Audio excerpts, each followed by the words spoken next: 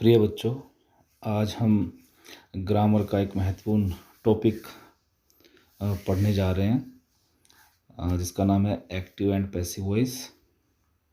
देखिए, एक्टिव और passive voice हमारी इंग्लिश लैंग्वेज का एक महत्वपूर्ण पार्ट है। हम सेंटेंस को एक्टिव वॉइस में बनाना और पैसिव वॉइस में बनाना सीखते हैं और इसको 9th से लेकर के 12th तक आपके क्लासेस में, परीक्षाओं में इसके क्वेश्चंस आते हैं। और उसके बाद जब आप कंपटीशन का एग्ज़ाम देने कहीं जाते हैं तो वहाँ पर भी आपको एक्टिव और पैसिव वॉइस मिलते हैं। तो इसलिए यह एक बहुत ही महत्वपूर्ण टॉपिक है। इसको अच्छे से पढ़ें ताकि आपको अपनी लाइफ में कभी भी एक्टिव वॉइस एंड और पैसिव वॉइस से संबंधित कोई समस्या ना आए। आप अपने दैनिक वाक्यों में भी इसका प्रयोग कर सकते हैं, अपने बोलचाल के शब्दों में, वाक्यों में इसका प्रयोग कर सकते हैं। और देखते हैं आगे पढ़ते हैं इसको। देखिए, सबसे पहले हम अगर बात करें तो जो वॉइस आया है शब्द कि एक्टिव वॉइस और पैसिव वॉइस, तो वो वॉइस होता क्या है? तो वॉइस क्या है? The form of a verb. ये एक वर्ब की एक फॉर्म है that shows whether the subject of a sentence perform the action. तो ये दिखाता है कि जो सेंटेंस का सब्जेक्ट है कि वह एक्शन को परफॉर्म करता है, अर्थात वो काम करता है, डूअर है, इम्पोर्टेंट है, तो वो एक्टिव वॉइस है। मतलब वर्ब को करने वाला, अर्थात एक्शन को करने वाला या कार्य को करने वाला सब्जेक्ट ही है, वही डूअर है, तो एक्टिव वॉइस। या अगर वो इज अफेक्टेड बाय इट, या क्या वह उससे अफेक्टेड है, प्रभावित है एक्शन से, मतलब एक्शन को कर नहीं रहा है, उससे अफेक्टेड है, तो वो पैसिव वॉइस होती है। जैसे राम एक पत्र लिखता है, तो यहाँ पर राम जो है वो पत्र को लिखने का कार्य कर रहा है। और अगर ये कहते हैं कि एक पत्र लिखा जाता है, तो इसका मतलब ये हुआ कि जो पत्र है उस पर वो अफेक्टेड है एक्शन से, लिखे जाने से। लिख नहीं रहा है, उसको लिखा जा रहा है, तो ये पैसिव वॉइस हो गया। एक्टिव वॉइस में देखिए, एक्टिव वॉइस में सब्जेक्ट या डूअर, जिसको हम कर्ता कहते हैं, एक्टिव रहता है, अर्थात सब्जेक्ट डूअर को इम्पोर्टेंस दी जाती है। Mohan wrote a letter. Mohan ने एक पत्र लिखा। यहाँ पर जो एक वाक्य है इसको ध्यान से देखिए। इसमें मोहन जो है, जो सब्जेक्ट है, वो डूअर है, कार्य को करने वाला है, इज इम्पोर्टेंट, वो इम्पोर्टेंट है। Without subject this sentence is incomplete. कि सब्जेक्ट के बिना यह जो वाक्य है ये इनकम्प्लीट है, अधूरा रहेगा। इसको हम जैसे लिखते हैं रोट अ लेटर, तो रोट अ लेटर जो है इनकम्प्लीट सेंटेंस हुआ। तो इसलिए यहाँ पर जो सब्जेक्ट है, अर्थात जो डूअर है, जो कार्य को करने वाला मोहन है, उसकी इम्पोर्टेंस है, उसकी महत्ता है, उसके बिना कार्य नहीं हो सकता। इसलिए ये हम यहाँ पर एक्टिव वॉइस का प्रयोग करते हैं। दूसरी तरफ हम पैसिव वॉइस को देखते हैं।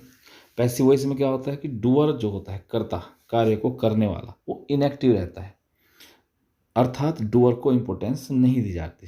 मतलब कि उसको लिखे बिना भी हम, या कार्य को करने वाला कौन है उसको बताए बिना भी हम अपनी बात को कह सकते हैं। जैसे उदाहरण के तौर पर हम देखते हैं, a letter was written by Mohan, कि मोहन के द्वारा एक पत्र लिखा गया। यहाँ पर जो अ लेटर है ये सब्जेक्ट है, मोहन जो है डूअर है, लेकिन ऑब्जेक्ट की तरह आ रहा है। Here doer Mohan is not important, without doer also this sentence is complete.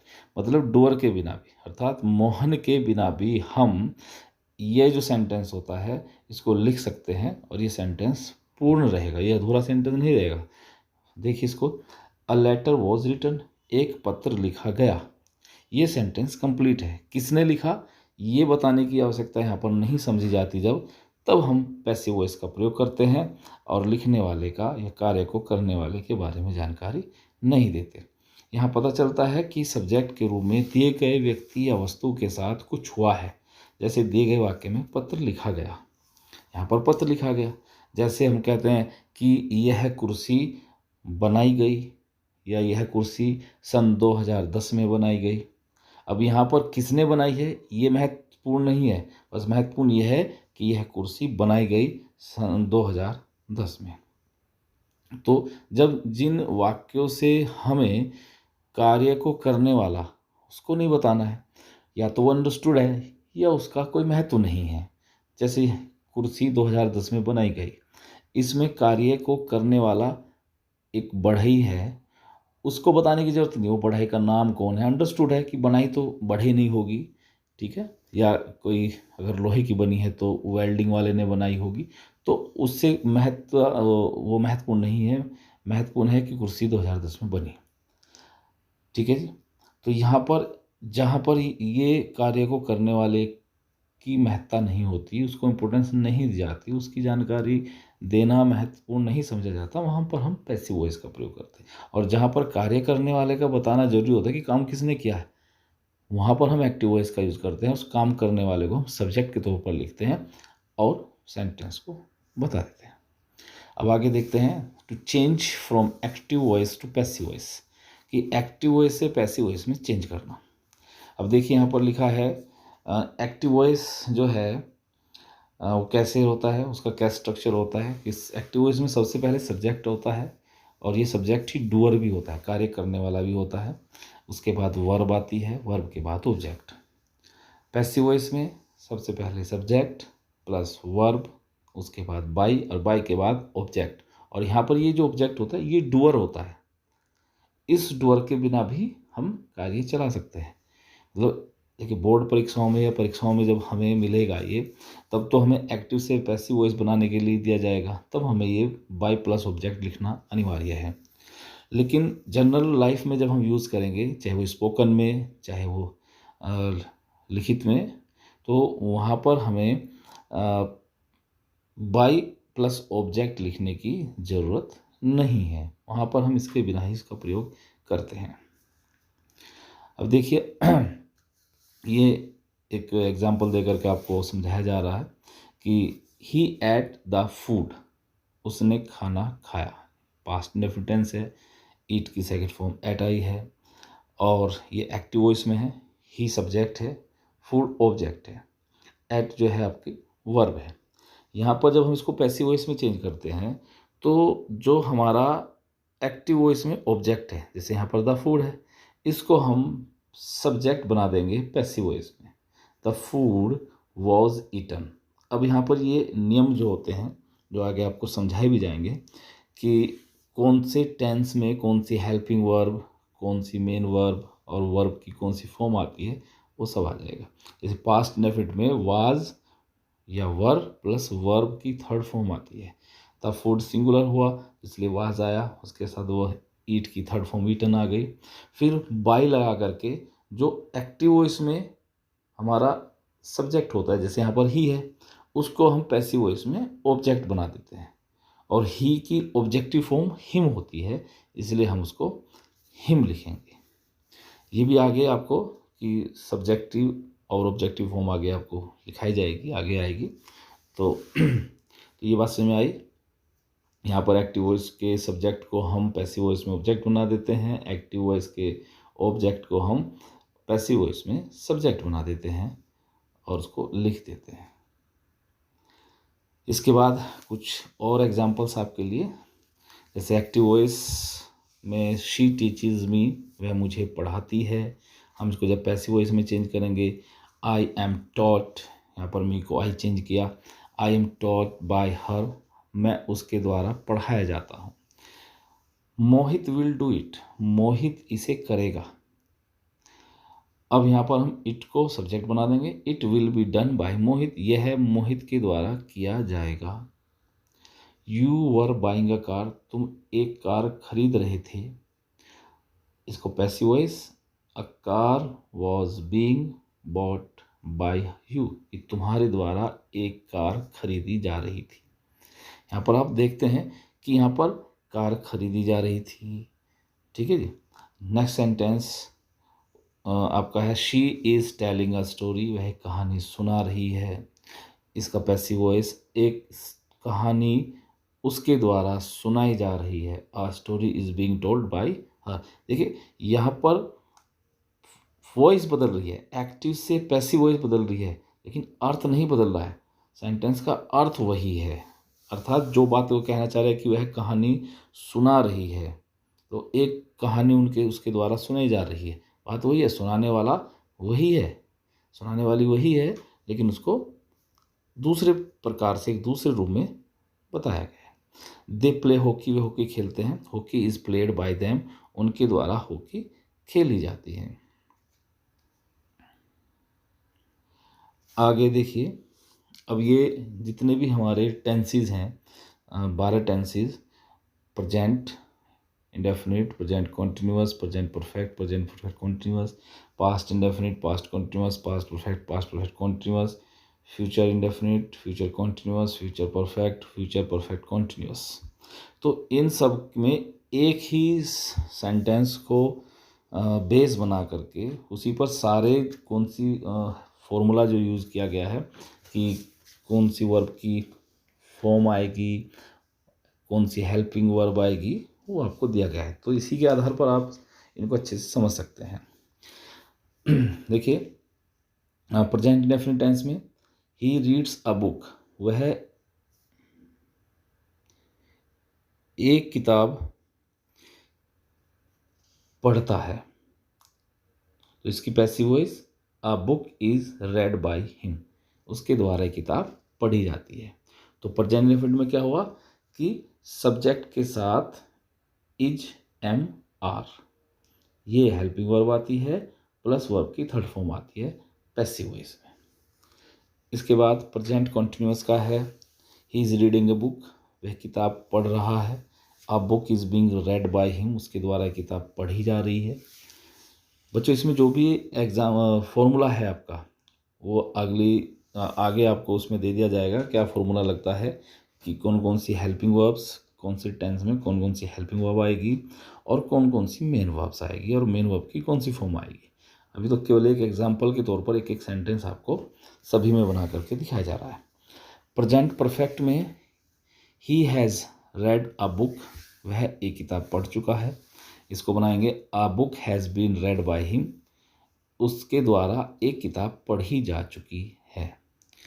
Perfect continuous में, अगर प्रेजेंट परफेक्ट कॉन्टिन्यूअस में देखते हैं हम कि he has been reading a book, इसमें समय और दिया होता है, क्योंकि समय ना दिया होता है तो वो कॉन्टिन्यूअस में हो जाता है, समय दिया होता है परफेक्ट कॉन्टिन्यूअस। तो यहाँ पर आप एक चीज़ और लिख लेना, he has been reading a book since morning, वह सुबह से अपनी किताब पढ़ रहा है और एक किताब पढ़ रहा है। इसका पैसिव वॉइस नहीं बनती है। जितने भी आपके परफेक्ट कॉन्टिन्यूअस हैं, चाहे वो प्रेजेंट का है, पास्ट का है, फ्यूचर का है, उनकी पैसिव वॉइस नहीं बनती है। इसके बाद है past indefinite tense, he read a book, उसने किताब पढ़ी। A book was read by him, यहाँ वाज वर्ब का यूज़ करते हैं हेल्पिंग वर्ब के तौर पर, वर्ब की थर्ड फॉर्म आती है। फिर पास्ट कंटिन्यूअस में he was reading a book, वह किताब पढ़ रहा था। इसको पैसिव वॉइस करते हैं तो a book was being red by him, उसके द्वारा एक किताब पढ़ी जा रही थी। पास्ट परफेक्ट में आते हैं तो he had read a book, वह एक किताब पढ़ चुका था। इसकी पैसिव वॉइस करेंगे तो a book had been read by him, उसके द्वारा एक किताब पढ़ी जा चुकी थी। और इसमें पास्ट परफेक्ट कंटिन्यूस में he had been reading a book since, या सिंस मॉर्निंग कर लीजिए या फॉर 15 मिनट्स कर लीजिए। इसमें क्या होता है, सिंस निश्चित समय के लिए, निश्चित मतलब होता है पॉइंट ऑफ टाइम, जहाँ पर एक पॉइंट बता दिया जाए, एक समय दे दिया जाए, जैसे मॉर्निंग, इवनिंग या संडे, मंडे, 2 o'clock, 3 o'clock, 2010, 2015, ये पॉइंट ऑफ टाइम है। इनसे पहले क्या आएगा, सिंस। अगर पीरियड ऑफ टाइम मतलब ड्यूरेशन दे दी जाए कि 3 दिन, 4 दिन, 10 दिन, तो 4 आता है। जैसे 15 मिनट, 20 सेकेंड, 4 घंटे, 4 सप्ताह, 5 साल, अगर इस तरह से दिया होता है तो वहाँ पर आप फॉर लगाते हैं। चलिए आगे देखते हैं। Future indefinite tense, he will read a book, वह किताब पढ़ेगा। A book will be read by him, उसके द्वारा एक किताब पढ़ी जाएगी। और फ्यूचर कॉन्टिन्यूअस में he will be reading a book, वह एक किताब पढ़ रहा होगा। इसकी पैसिव वॉइस नहीं बनती है। इसके बाद फ्यूचर परफेक्ट टेंस में he will have read a book, वह किताब पढ़ चुका होगा। इसको पैसिव वॉइस में चेंज करते हैं तो आएगा a book will have been read by him, उसके द्वारा एक किताब पढ़ी जा चुकी होगी। और फ्यूचर परफेक्ट कॉन्टिन्यूअस में he will have been reading a book since morning, वह सुबह से एक किताब पढ़ रहा होगा। तो इसकी पैसिव वॉइस इसकी भी नहीं बनती है। तो बच्चों आप देखते हैं कि हम अलग अलग टेंस में किस तरह से कौन कौन सी हेल्पिंग वर्ब्स का प्रयोग करते हैं, कौन सी मेन वर्ब का प्रयोग करते हैं, और एक्टिव और पैसिव में हम सेंटेंसेस को बनाते हैं। तो आपसे मैं यही आपको सुझाव दूंगा कि आप अलग अलग वर्ब्स और ऑब्जेक्ट और सब्जेक्ट्स लेकर के एक्टिव में भी सेंटेंसेस बनाएं और पैसिव वॉइस में भी बनाएं। दोनों को अलग अलग बनाएं। ज़रूरी नहीं है कि आप उसी सेम सेंटेंस को एक्टिव में बनाएं, उसी को पैसिव में बनाएं। आप एक्टिव वॉइस में सेंटेंसेस बनाएं और उसके बाद पैसिव वॉइस में आप अलग से बनाएं और खूब प्रैक्टिस करें ताकि ये आपके दिमाग में अच्छे से बैठ जाएं। आप उनको अपने बोलने में भी ला सकें और लिखने में भी आप इसको प्रयोग कर सकें। चलिए आगे देखते हैं। आगे देखिए, ये सूत्र दिए हैं एक्टिव वॉइस से पैसिव वॉइस बनाने के सूत्र। अभी आपने पहले देखा कि हमने कहीं पर कौन सी हेल्पिंग वर्ब लगाई, मेन वर्ब लगाई, उस मेन वर्ब की कौन सी फॉर्म लगाई, वो सब यहाँ पर मेंशन कर दिया गया है। देखिए प्रेजेंट इंडेफिनिट टेंस, ऊपर प्रेजेंट लिखा है, नीचे साइड में इंडेफिनिट। तो प्रेजेंट इंडेफिनिट टेंस में क्या है, एक्टिव वॉइस में देखो, एक्टिव वॉइस में इसके दो फॉर्मूले आते हैं हमारे पास कि अगर सब्जेक्ट प्लुरल है तो हम क्या करते हैं, वर्ब फर्स्ट प्लस ऑब्जेक्ट लिखते हैं। और अगर हमारा सब्जेक्ट जो सिंगुलर होता है, एक वचन होता है, तब हम क्या करते हैं, वर्ब फर्स्ट प्लस हम उसमें एस या ईएस लगा देते हैं, प्लस ऑब्जेक्ट लिखते हैं। और इसको पैसिव वॉइस में जब हम इसको बनाते हैं तो जब पैसिव वॉइस का इसका फॉर्मूला होता है वो होता है सब्जेक्ट के बाद इज, एम या are plus verb third plus by plus object. ठीक है, एक बात विशेष ध्यान रखें कि हमारी पैसिव वॉइस में सभी टेंसेस में वर्ब की थर्ड फॉर्म ही आती है। तो केवल आपको हेल्पिंग वर्ब्स पे ध्यान देना है कि हेल्पिंग वर्ब क्या है, बाकी मेन वर्ब तो आपकी सभी जगह वर्ब की थर्ड फॉर्म ही है। अब पास्ट इंडेफिनिट टेंस की बात करते हैं तो एक्टिव वॉइस में सब्जेक्ट के साथ वर्ब की सेकंड फॉर्म प्लस ऑब्जेक्ट, मतलब सब्जेक्ट हमारा चाहे सिंगुलर हो चाहे प्लुरल हो, उसमें वर्ब की सेकंड फॉर्म आएगी। हम यहाँ पर पैसिव वॉइस की अगर बात करते हैं तो सब्जेक्ट के बाद वाज या वर, अकॉर्डिंगली अगर सिंगुलर सब्जेक्ट तो वाज लगाते हैं, प्लुरल सब्जेक्ट होता है तो वर लगाते हैं, और उसके साथ वर्ब की third form plus by plus object. Future indefinite में एक्टिव वॉइस में सब्जेक्ट प्लस विल या शैल प्लस वर्ब की फर्स्ट फॉर्म प्लस ऑब्जेक्ट लगाते हैं। आई और वी के साथ शैल का प्रयोग किया जाता है, बाकी सभी सब्जेक्ट के साथ विल का प्रयोग किया जाता है। पैसिव वॉइस में हम सब्जेक्ट के बाद विल बी या शैल बी का प्रयोग करते हैं प्लस वर्ब की third form plus by plus object. इन सूत्रों को आधार बना करके आपको ज़्यादा से ज़्यादा सेंटेंस बनाने हैं ताकि ये आपकी प्रैक्टिस में आ जाए और आपके मस्तिष्क को एक आदत पड़ जाए कि एक्टिव वॉइस में कैसे सेंटेंस बनता है और पैसिव वॉइस में कैसे बनता है। चलिए आगे देखते हैं। कॉन्टिन्यूस प्रेजेंट कॉन्टिन्यूस टेंस में एक्टिव वॉइस में सब्जेक्ट प्लस इज या एम या आर, और उसके बाद वर्ब की फर्स्ट फॉर्म आती है आईएनजी फॉर्म, वर्ब की आईएनजी फॉर्म आती है प्लस ऑब्जेक्ट आता है। इसको पैसिव वॉइस में चेंज करते हैं तो हम सब्जेक्ट के बाद इज एम आर जैसे कि हमने प्रेजेंट टेंस में भी प्रेजेंट डेफिनेट में भी यही इजेमार आया था, यहाँ भी आया, लेकिन यहाँ पर एक चीज़ बढ़ जाती, बीइंग, BEING, बीइंग बढ़ जाता है प्लस वर्ब की third form plus by plus object. तो आप देखते हैं कि इंडेफिनिट और कॉन्टिन्यूस में सेम हेल्पिंग वर्ब्स हैं, बस यहाँ पर बीइंग बढ़ जाता है पैसिव वॉइस में। इसके बाद एक्टिव वॉइस में पास्ट कॉन्टिन्यूस के एक्टिव वॉइस देखते हैं, तो यहाँ पर subject plus was were plus verb की ING फॉर्म प्लस ऑब्जेक्ट। और पैसिव वॉइस को जब इसमें बनाते हैं तो सेम वही, जैसे वाज वर एक्टिव वॉइस में was were helping verb I है, यहाँ पर भी वाज वर है, प्लस यहाँ पर बीइंग जुड़ जाता है, बीइंग प्लस वर्ब की third form plus by plus object. और अगर हम फ्यूचर कॉन्टिन्यूस की बात करते हैं तो देखते हैं कि एक्टिव वॉइस में क्या है, सब्जेक्ट प्लस विल बी या shall be plus verb ING form plus object. और पैसिव वॉइस, इसमें कोई पैसिव वॉइस नहीं बनती, जैसे कि पहले इसमें बताया भी था आपको, जो चार्ट आया था पिछले, तो उसमें भी बताया गया था। तो यहाँ पर फ्यूचर कॉन्टिन्यूस की पैसिव वॉइस नहीं बनती है। इसके बाद है present perfect tense. Present perfect tense के क्या सूत्र हैं कि एक्टिव वॉइस में सब्जेक्ट प्लस हैज़ या हैव, सिंगुलर सब्जेक्ट के साथ हैज़, प्लूरल सब्जेक्ट के साथ हैव, प्लस वर्ब की थर्ड फॉर्म प्लस ऑब्जेक्ट। और इसको जब पैसिव वॉइस का फॉर्मूला देखते हैं तो subject plus has been have been, देखिए बस केवल बीन बढ़ गया है, हैज़ सेम है, हैव भी यहाँ पर बीन बढ़ जाता है, तो has been have been plus verb की थर्ड फॉर्म, वर्ब की थर्ड फॉर्म ऊपर भी है एक्टिव वॉइस में भी है, और पैसिव में यहाँ पर वर्ब की थर्ड फॉर्म ही है, प्लस बाई प्लस ऑब्जेक्ट। उसके बाद पास्ट परफेक्ट टेंस में एक्टिव वॉइस में subject plus had plus verb की थर्ड फॉर्म प्लस ऑब्जेक्ट। यहाँ पर सिंगुलर हो चाहे सब्जेक्ट, चाहे प्लूरल हो, आपका हैड ही आना है और वर्ब की थर्ड फॉर्म आनी है। पैसिव वॉइस में यहाँ पर subject plus had been plus verb की third form plus by plus object. बिल्कुल एकदम सिंपल है, आसानी से आप पहचान सकते हैं, लेकिन बच्चों बात वही है कि जब तक आप प्रैक्टिस नहीं करेंगे तब तक आप इनको अच्छे से तैयार नहीं कर पाएंगे। फ्यूचर परफेक्ट टेंस में क्या है, एक्टिव वॉइस में सब्जेक्ट प्लस विल हैव या शैल हैव प्लस वर्ब की थर्ड फॉर्म प्लस ऑब्जेक्ट।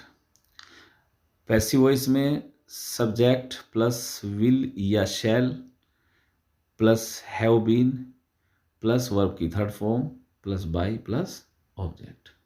देखिए ऊपर वहाँ पर एक्टिव वॉइस हम देखते हैं तो विल हैव और shall have helping verb I है, यहाँ पर विल हैव बीन और शैल हैव बीन बन जाते हैं, बीन जुड़ जाता है इसके साथ में। Perfect continuous, present perfect continuous में एक्टिव वॉइस में क्या होता है कि सब्जेक्ट प्लस हैज़ या हैव प्लस बीन, मतलब हैज बीन या हैव बीन प्लस वर्ब में ING फॉर्म आती है प्लस ऑब्जेक्ट प्लस फॉर या सिंस प्लस टाइम, मतलब टाइम दिया होता है। मैंने पहली वीडियो आपको बताया भी था, जो चार्ट पढ़ रहे थे हम, उसमें वही है कि पॉइंट ऑफ टाइम अर्थात morning, evening, 2 o'clock, 3 o'clock, Monday, Sunday, जनवरी, फरवरी 2010, 2015 एट्सेट्रा, यहाँ पर इनको पॉइंट ऑफ टाइम कहा जाता है, इनसे पहले सिंस आता है। और जहाँ पर पीरियड ऑफ टाइम दिया हो, ये ड्यूरेशन दी हो, जैसे 15 मिनट, 10 सेकंड, 2 घंटे, 5 दिन, 3 सप्ताह, 4 महीने, 10 साल, तो यहाँ पर आपको इनसे पहले फॉर लगाना है। यहाँ प्रेजेंट परफेक्ट कॉन्टिन्यूस की पैसिव वॉइस नहीं बनती, मतलब किसी भी परफेक्ट कॉन्टिन्यूस की, चाहे वो पास्ट परफेक्ट कॉन्टिन्यूस है चाहे फ्यूचर परफेक्ट कॉन्टिन्यूस, इनकी पैसिव वॉइस नहीं बनती है। अब पास्ट परफेक्ट कॉन्टिन्यूस की एक्टिव वॉइस देखते हैं कि सब्जेक्ट प्लस, यहाँ पर ये गलती से हैज बीन लिखा गया है, ये हैड बीन है, इसको ठीक कर लेना। हैड बीन प्लस वर्ब की ING form plus object plus for या सिंस प्लस टाइम दिया है प्लस बस इसके बाद आपकी इसकी भी पैसिव वॉइस नहीं बनती है। फ्यूचर परफेक्ट कॉन्टिन्यूस में अगर हम एक्टिव वॉइस की बात करते हैं, सब्जेक्ट के बाद will have been, shall have been, यहाँ पर भी हैज़ बीन शायद यहाँ से यहाँ पर पूरा कॉपी हो गया, तो इसको ठीक कर लेना। विल हैव बीन और shall have been plus verb की ING form plus object plus for या सिंस प्लस टाइम, और इसकी भी पैसिव वॉइस नहीं बनती है। इन दोनों में विशेष ध्यान रखना, ये जो हेल्पिंग वर्ब है पास्ट परफेक्ट कॉन्टिन्यूअस में had been plus verb ING form, और फ्यूचर परफेक्ट कॉन्टिन्यूअस में विल हैव बीन और शैल हैव बीन रहती है। बच्चों, अब मैंने आपसे बताया था कि प्रोनाउंस को सब्जेक्ट से ऑब्जेक्ट या ऑब्जेक्ट से सब्जेक्ट में बदलने की बदलने के लिए मैंने बताया था कि आपको एक टेबल बताऊंगा। वो टेबल ये रही आपके सामने। सब्जेक्ट है आई, और इसको जब ऑब्जेक्ट बनाते हैं तो मी हो जाता है, और अगर ये ऑब्जेक्ट दिया सब्जेक्ट बनाना है तो ये फिर मी से आई हो जाता है। सब्जेक्ट है वी तो उसको अस बना देते हैं, सब्जेक्ट का यू है तो यू ही रहता है, क्योंकि सब्जेक्ट यू ऑब्जेक्ट भी वही होता है इसका।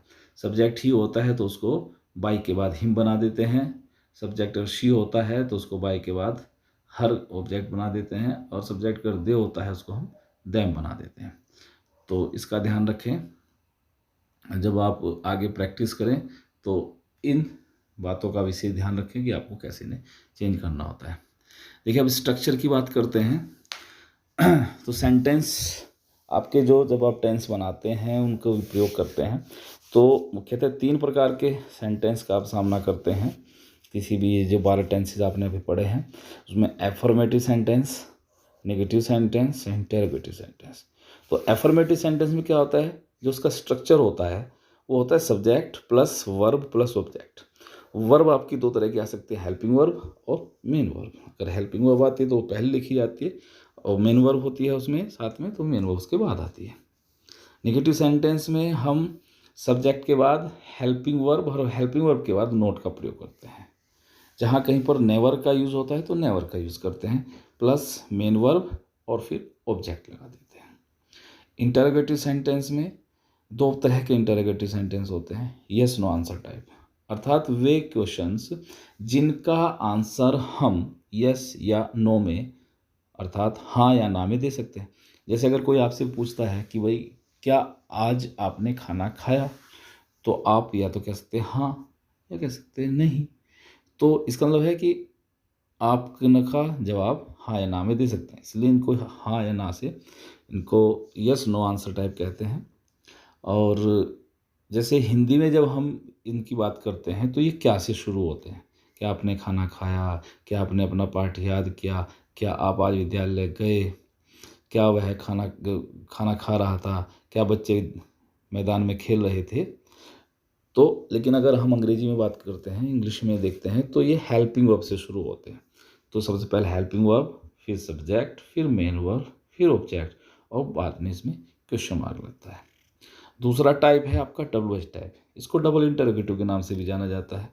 इसमें क्या होता है, क्योंकि ऊपर जो स्ट्रक्चर दिया है पहले वाले में हेल्पिंग वर्ब प्लस सब्जेक्ट, बस इससे हेल्पिंग वर्ब से पहले क्वेश्चन वर्ड आ जाता है। तो यहाँ पर क्वेश्चन वर्ड, जैसे WH टाइप का मतलब यहाँ पर हुआ, क्योंकि जितने हमारे क्वेश्चन वर्ड है WH से शुरू होते हैं ज़्यादातर सभी, हाउ को छोड़ करके, जैसे who, when, why, which, where etcetera.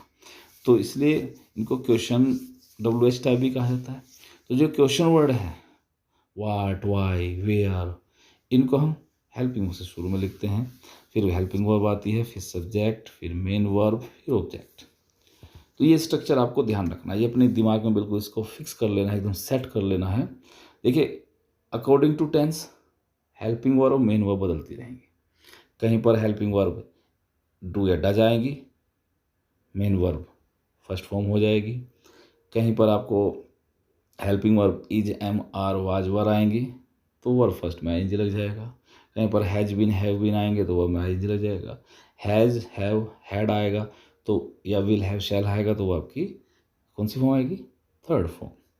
तो इस बात का विशेष ध्यान आपको रखना है कि helping verb according to tense, main verb वो भी अकॉर्डिंग टू टेंस। लेकिन यहाँ पर इस जो मैंने आपको ये समझाया है, यहाँ पर उनकी पोजीशन समझाइए कि हेल्पिंग वर्ब कहाँ आती है, मेन वर्ब कहाँ आती है।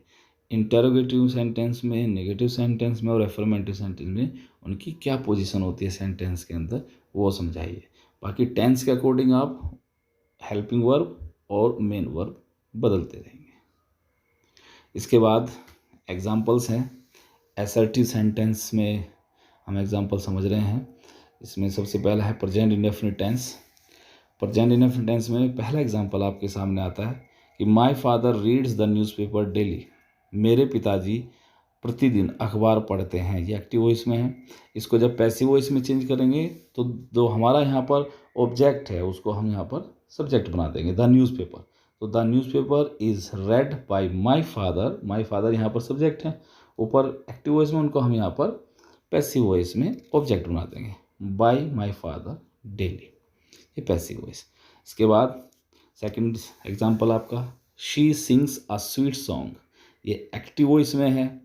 यहाँ पर हम वही करेंगे फिर कि अ स्वीट सॉन्ग जो है यहाँ पर भाई क्या गाती है।